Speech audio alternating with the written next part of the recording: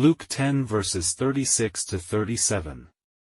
Which now of these three, thinkest thou, was neighbor unto him that fell among the thieves? And he said, He that shewed mercy on him. Then said Jesus unto him, Go, and do thou likewise. Question.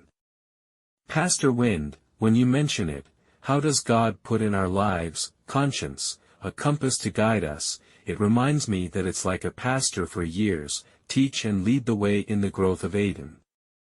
It turns out that God can only point in one direction. The goal is to make people spontaneous, not as harsh as a dictator. People use the term Stockholm Syndrome to describe someone who likes dictators and has a tendency to be abused, but it's human nature. The reason is all you have to do is act like a robot. You can go through life effortlessly. It's just these people's idea of fairness. Actually, I'm hoping to get something for nothing.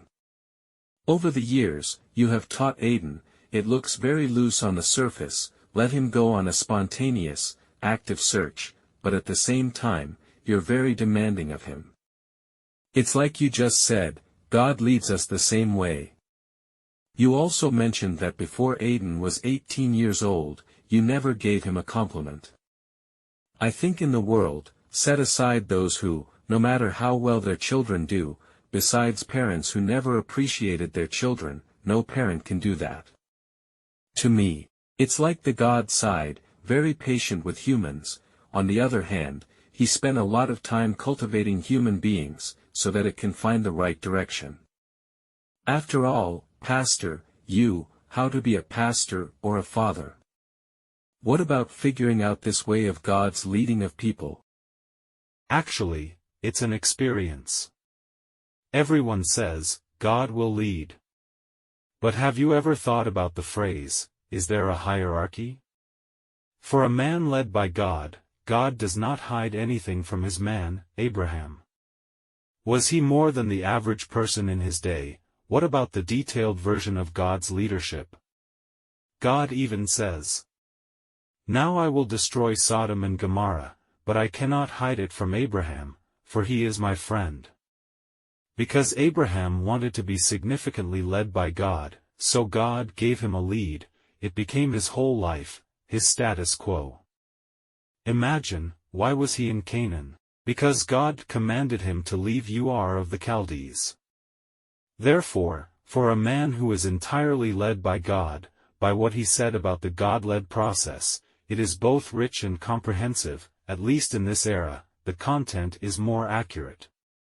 On the other hand, for a man who is indifferent to God, occasionally love the Lord, go back to church, what does he mean by God's leadership? But a very shallow, self-deceiving word. In other words, the reason I know this, it is because I have experienced a certain depth of God's leadership. The deeper I was led by God, the more I know how to guide people to the proper level, so that the other person can experience God for themselves, then, they can continue on their own. This is always the best way. There is no doubt that in leading people, raising children, and being the head of a household, or follow up and treat people around you, everyone's style is different. Even if each person combined the lead of God. But it depends on how well they understand the word. For him, if God led, the equivalent of a rich and wonderful life, 90% to 100% of our lives, it was directed by what he called God's leadership. Credibility is higher. On the contrary, one feels that God's leadership, 1% of his life, in addition to Sunday church, Monday to Saturday, he's talking dirty, stealing money, lying, whatever, and what he calls the lead of God. It's based on this phase. Whether it's leading and helping people around you know God, or he's trying to maintain relationships on his own, in short, his depth to people and things, different from the former. And by God's guidance, in 1% of this life, and the help they do to those around them, it's usually the same.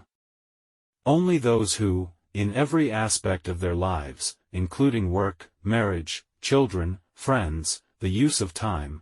The 99% also covers those who are under God's guidance. It's colorful when you follow up and help people. It can even be taught according to individual aptitude. You know, in terms of following up and helping people, it is unable to provide a complete course. Why? Because everyone's life and capital is not the same. For example, our church has a one-to-one discipleship system. Just because of different people, help them in different ways. If you are well-grounded, that would do the trick, otherwise, it's just the same. Luke 10 verses 36 to 37. Which now of these three, thinkest thou, was neighbor unto him that fell among the thieves? And he said, He that shewed mercy on him. Then said Jesus unto him, Go, and do thou likewise.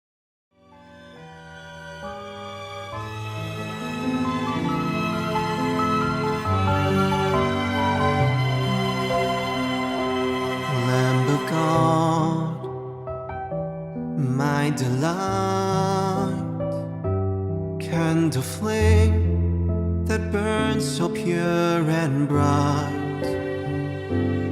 In the darkness, your Holy Spirit illuminating, dispersing the night. There's an answer when life pulls me down. Though I'm imperfect, it doesn't matter. There's an answer in Jesus, our hope is found. Grant us your blessing wherever we are.